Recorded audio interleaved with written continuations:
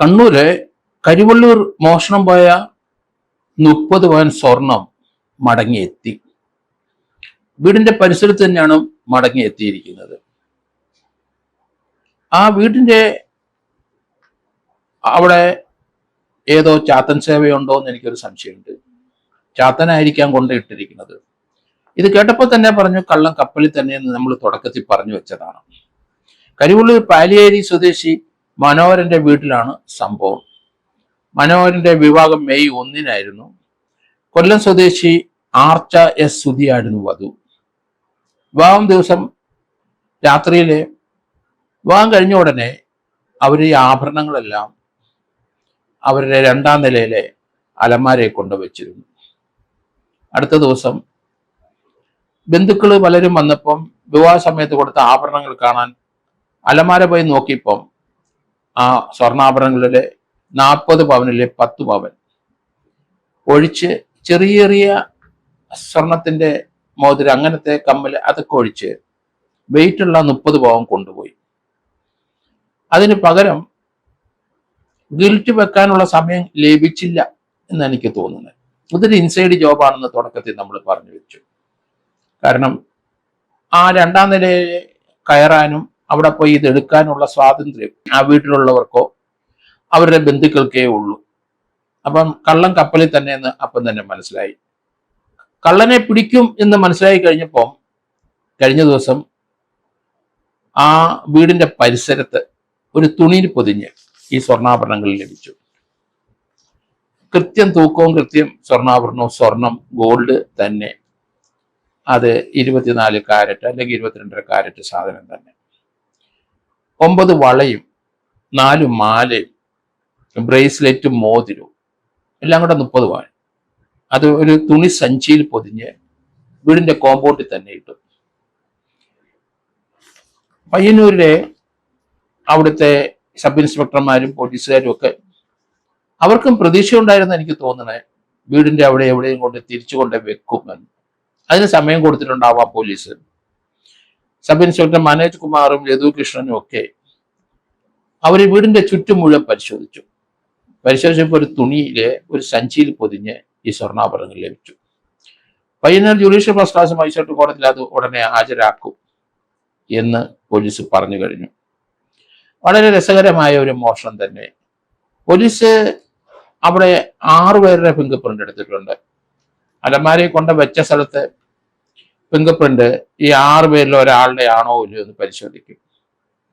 ഇല്ലെങ്കിൽ വീണ്ടും അവിടെ തന്നെ പരിശോധിക്കേണ്ട, ഫിംഗർ പ്രിന്റ് എടുക്കേണ്ട വേറെ ആൾക്കാരുണ്ടാവണം.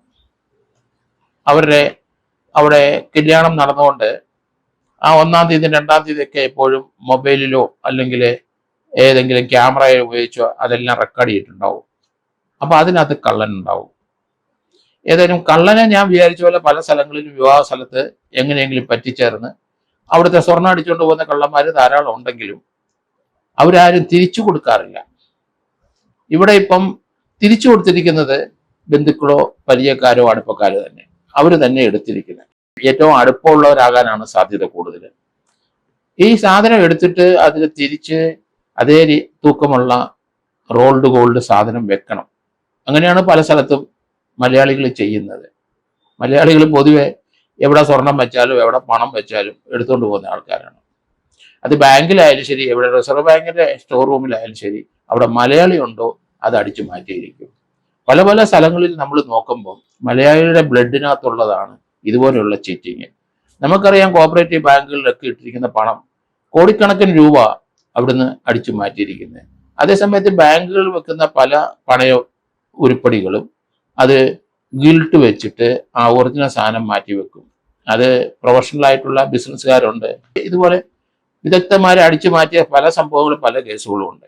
ഇവിടെ ആ വീട്ടിൽ തിരിച്ചു കൊണ്ടുപോയി ആ കോമ്പൗണ്ടിനകത്ത് തന്നെ ഇട്ടത് അവിടെ നല്ല ആക്സസ് ഉള്ള ഒരാൾ തന്നെ. ആരാണ് ചെയ്തതെന്ന് ഇനി പോലീസ് കണ്ടുപിടിക്കണം. മോഷണം തന്നെയാണ്. തിരിച്ച് മുതൽ കൊടുത്താലും ശരി മോഷണം നിലനിൽക്കും. ആ മോഷണത്തിന്റെ സഞ്ചി അല്ലെങ്കിൽ തിരിച്ചുകൊണ്ട് ഇട്ടപ്പം ആ മോഷണ സാധനങ്ങൾ കൊണ്ടുവന്ന സഞ്ചി, അതിനകത്ത് ഒരു ചെറിയ അന്വേഷണം പോലീസ് നടത്തുമെന്ന് എനിക്ക് തോന്നുന്നു. കാരണം അതുപോലത്തെ സഞ്ചി എവിടെ കിട്ടും, ഏതൊക്കെ കിട്ടും, എവിടൊക്കെ ആൾക്കാർ അത് ഉപയോഗിക്കും, അതൊക്കെ പരിശോധിക്കേണ്ടിയിരിക്കുന്നു പോലീസ്. ഇവിടെ ഈ കേസിനെ സംബന്ധിച്ചിടത്തോളം 30 പവൻ എന്ന് പറയുമ്പം ഏകദേശം 22 ലക്ഷം 23 ലക്ഷം രൂപയുടെ കാക്കോടി രൂപയുടെ സ്വർണ്ണമാണ്. അതാണ് സ്വർണം കണ്ടു കഴിഞ്ഞാൽ മലയാളി എടുക്കുന്നത്. അതിപ്പോ ആരെയാലും ഏത് പൊന്നുതമ്പുരാന്റെ ആണെങ്കിലും എടുത്തു മാറ്റിയിരിക്കും മലയാളി.